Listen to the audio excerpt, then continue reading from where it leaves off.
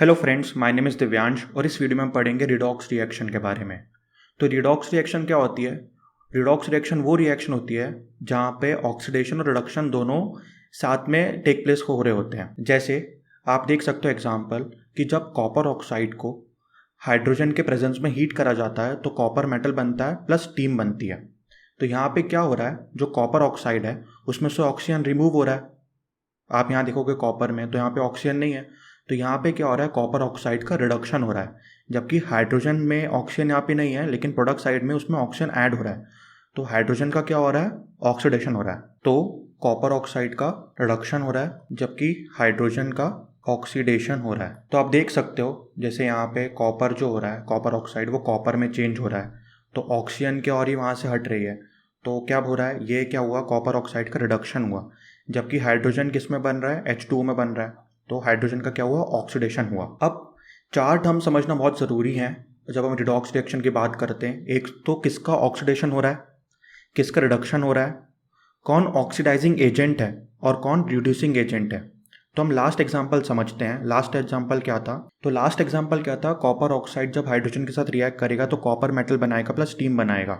तो आप देखिए यहाँ पे क्या हो रहा है कि जो कॉपर ऑक्साइड है ये बेसिकली अपना ऑक्सीजन लूज कर रहा है, तो इसका क्या हो रहा है, रिडक्शन हो रहा है। और जो हाइड्रोजन है वो ऑक्सीजन ले रहा है, तो हाइड्रोजन का क्या हो रहा है, ऑक्सीडेशन हो रहा है। अब ऑक्सीडेशन जो हाइड्रोजन का हो रहा है वो किसके कारण हो रहा है, कॉपर ऑक्साइड के कारण हो रहा है। तो यहाँ पे कॉपर ऑक्साइड क्या काम कर रहा है, एज अ ऑक्सीडाइजिंग एजेंट। और जो हाइड्रोजन है, बिकॉज ऑफ हाइड्रोजन यहाँ पे कॉपर ऑक्साइड अपना ऑक्सीजन लूज कर रहा है, तो हाइड्रोजन क्या होगा, यहाँ पे रिड्यूसिंग एजेंट होगा, रिड्यूसिंग एजेंट। तो हम समझते हैं, तो बेसिकली ऑक्सीडेशन कब होता है, जब भी कोई सब्सटेंस अपना इलेक्ट्रॉन लूज कर रहा होता है या फिर ऑक्सीजन गेन कर रहा होता है या फिर हाइड्रोजन लूज कर रहा होता है। रिडक्शन क्या होता है, जब भी कोई सब्सटेंस इलेक्ट्रॉन गेन करता है या फिर ऑक्सीजन लूज करता है या फिर हाइड्रोजन गेन करता है।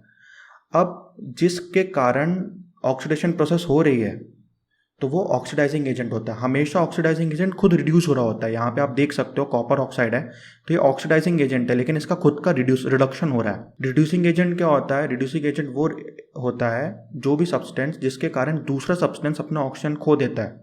तो सपोज हाइड्रोजन है तो हाइड्रोजन का ऑक्सीडेशन हो रहा है लेकिन because of hydrogen copper oxide अपना ऑक्सीजन लूज कर रहा है, तो हाइड्रोजन क्या हुआ, रिड्यूसिंग एजेंट हुआ। इसको हम और अच्छे एग्जाम्पल समझ सकते हैं। तो आप देख सकते हो जब आयरन सल्फेट बना तो उसने क्या करा, 2 इलेक्ट्रॉन लूज करिए, तो वहाँ पे क्या हुआ, जब भी कोई इलेक्ट्रॉन लूज करता है तो वहाँ पे क्या होता है, उसका ऑक्सीडेशन होता है। जब भी कोई इलेक्ट्रॉन लूज करता है तो वहाँ पे उसका ऑक्सीडेशन होता है। यहाँ पे कॉपर का क्या हुआ, जब कॉपर सल्फेट था, कॉपर सल्फेट से वो कॉपर बन गया, मतलब पहले वो Cu2+ आयन था लेकिन उसने 2 इलेक्ट्रॉन लिए आयरन से और वो कॉपर बन गया, तो यहाँ पे कॉपर का क्या हुआ, रिडक्शन हुआ। सिमिलरली ZnO जब कार्बन के साथ रिएक्ट करता है तो क्या बनता है, जिंक और कार्बन मोनोऑक्साइड।